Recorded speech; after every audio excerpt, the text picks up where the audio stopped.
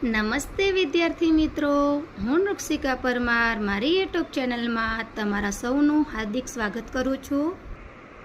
આજે આપણે ધોરણ 9 સંસ્કૃત વિષયમાં પદ્ય 6 સર્વમ ચારુતરમ વસંતેનો ચોથો શ્લોક શીખીશું।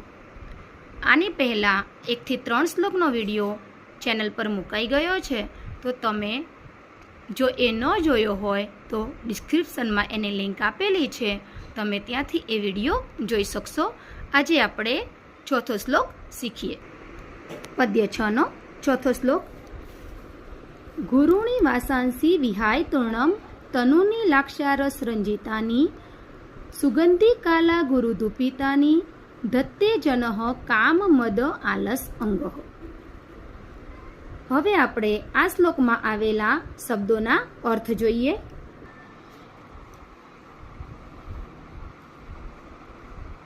કામ મદાલસાંગ એનો અર્થ થશે કામના એટલે કે પ્રેમના આવેગથી આળસુ શરીરવાળા।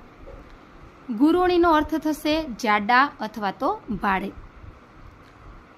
વાસાંસી એટલે વસ્ત્રો, વિહાય એટલે છોડીને અથવા ત્યાગ કરીને, તૃણમ એટલે કે જલ્દીથી અથવા ઝડપથી, સુગંધી કાલા ગુરુધૂપિતાની એનો અર્થ થશે સુગંધીદાર કાળા અગરુના ધૂપવાળા, લાક્ષારસ રંજિતાની એટલે કે લાખના રસથી રંગાયેલા, તનુની એનો અર્થ છે પાતળા અથવા ઝીણા।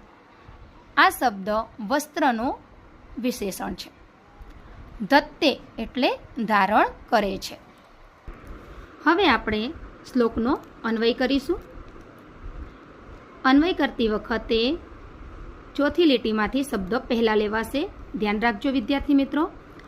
કામ મદ આલસ અંગઃ જનઃ, પછી પહેલી લીટીમાં જઈશું, ગુરુણી વાસાંસી તૃણમ વિહાય સુગંધી કાલા ગુરુધૂપિતાની લાક્ષારસ રંજિતાની તનુની ધત્તે।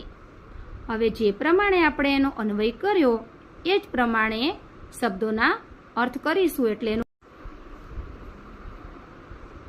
કામ મદ આલસ અંગ એટલે કે કામના એટલે કે પ્રેમના આવેગથી આળસુ શરીરવાળા, જનઃ એટલે લોકો, પછી આપણે પહેલી લીટીના શબ્દ જોયા હતા, ગુરુણી એટલે કે જાડા, વાસાંસી એટલે વસ્ત્રોને, તૃણમ જલ્દીથી, વિહાય છોડીને,